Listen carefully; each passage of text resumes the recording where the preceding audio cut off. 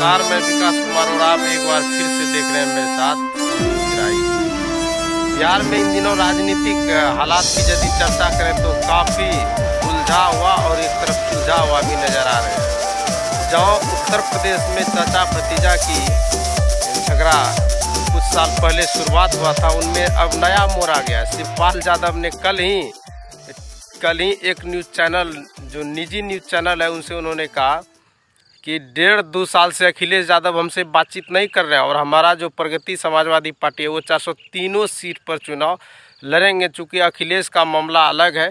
जब संवाददाता ने उनसे बातचीत करने का प्रयास किया कि क्या आप अखिलेश को चाहते हैं कि वो उत्तर प्रदेश के सीएम बने, तो उन्होंने साफ तौर पर खुलकर कहा कि हम क्या बता सकते हैं, तो जनता तय करती है किस प्रकार से कौन सीएम बनता है, चुनाव होने के बाद विधायक तय करता है। उनसे ये भी सवाल पूछा गया कि क्या आप अर्पणा यादव को टिकट देंगे, तो उन पर उन्होंने कहा जो भी कैंडिडेट मेरे यहाँ अप्लाई करेंगे उन्हें निश्चित रूप से हम टिकट देने का काम करेंगे, उनमें योग्यता और हर चीज़ को हम देखेंगे और परखेंगे। वहीं बिहार की बात करें तो चिराग पासवान एक बार फिर से अपने चाचा पशुपति पारस को कहीं ना कहीं वो चाह रहे हैं कि हम उसे पटकनी दें। जिस प्रकार से उन्होंने एलजेपी में कहीं ना कहीं अलग होके एलजेपी को बर्बाद करने का प्रयास किया। जैसा कि आप जानते हैं कि रामविलास पासवान की पार्टी लोक जनशक्ति पार्टी एक बड़ी पार्टी बिहार में है। उन्होंने अच्छी भूमिका अदा किया है। कहा जा सकता है कि रामविलास पासवान को लोग मौसम वैज्ञानिक तक कहते थे। राजनीति के ऐसे मंझे हुए खिलाड़ी रामविलास पासवान माने जाते हैं जिन्होंने कि देश के कई प्रधानमंत्री के साथ काम किया और कई प्रधानमंत्रियों के साथ काम करने का उन्हें बतौर अनुभव और तजुर्बा ऐसा उनके पास था कि हर अटल बिहारी वाजपेयी के साथ कहा जाए, यहाँ तक इंदिरा गांधी के साथ भी उन्होंने काम किया था। और जब संजय गांधी ने उन्हें एक प्रकार के कहा जाए कि सदन में रंगबाजी युक्त भाषा जब बोला था, तो कहा था उन्होंने कि संजय गांधी, तुमको जहाँ भी फरियाना है तुम वहाँ हमसे फरिया सकते हो, और तुम्हारी माँ है प्राइम मिनिस्टर, वह कुछ वक्तव्य दे सकते हैं। तो रामविलास पासवान कहीं ना कहीं मंझे हुए खिलाड़ी है। और उन्होंने जिस प्रकार से अपने जीते जी काल में अपने बेटे जो कि लोजपा के राष्ट्रीय अध्यक्ष थे चिराग पासवान, उनको उन्होंने नियुक्त किया था। तो कहीं ना कहीं चिराग पासवान को पटकनी दे करके पशुपति पारस जो चाह रहे हैं कि लोजपा को हम काबू में कर पाएंगे, ऐसा तो अभी तक फिलहाल संभव नज़र नहीं आ रहा है। कल उन्होंने भारतीय जनता पार्टी के एक शीर्ष नेता जो कि नरेंद्र मोदी के काफ़ी करीबी है, उनसे अहमदाबाद में उन्होंने मुलाकात किया है।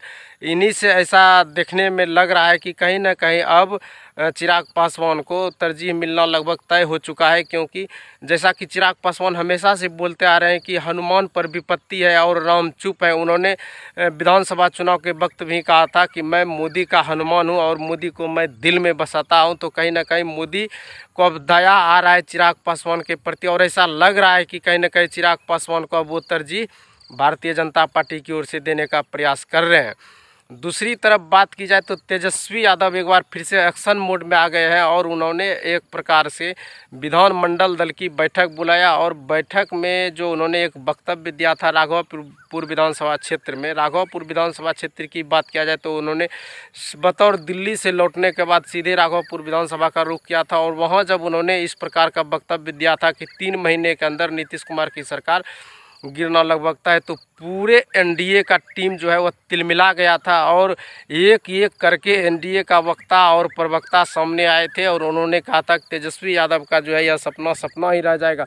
यहाँ तक कि मुकेश सहनी ने भी वक्तव्य दिया था कि तेजस्वी यादव जो चाह रहे हैं वह कामयाब हो नहीं पाएंगे। दूसरी तरफ एक नया जो गुल खिल रहे हैं बिहार में, आरसीपी सिंह, जब से कहा जा रहा है कि जदयू में उपेंद्र कुशवाहा की एंट्री हुई है तब से आरसीपी सिंह नाराज चल रहे हैं। तो कहीं ना कहीं और उपेंद्र कुशवाहा एक बार फिर से आरपीसी सिंह को साइडलाइन करने में लगे हैं और उन्होंने एक ट्विटर पर खेल खेलना शुरू कर दिया है। उन्होंने ट्विटर पर एक ऐसे संगठन से ट्वीट कराया है कि उपेंद्र कुशवाहा को जदयू का राष्ट्रीय अध्यक्ष घोषित किया जाए। लेकिन नीतीश कुमार भी एक अच्छे और मंझे हुए राजनीतिक खिलाड़ी माने जाते हैं। उन्होंने एक बार देख लिया जीतन राम मांझी को मुख्यमंत्री बना करके किस प्रकार से नीतीश कुमार की जदयू की बर्बादी का रास्ता उन्होंने चुन लिया था। और ऐसे में एक और राष्ट्रीय अध्यक्ष थे शरद यादव, जिन्होंने कि बतौर जनता दल यूनाइटेड के राष्ट्रीय अध्यक्ष रहते हुए आरजेडी के प्रमुख लालू प्रसाद यादव के साथ कई जनसभा को संबोधित करके जदयू को बर्बाद करने का कोशिश किया था और नीतीश कुमार को नीचा दिखाने का कोशिश किया, तो उन्हें भी नीतीश कुमार ने साइडलाइन किया। और ऐसा नीतीश कुमार पर बराबर आरोप लगते रहते हैं कि उन्होंने ऐसा कोई सगा नहीं जिन्हें नीतीश कुमार ने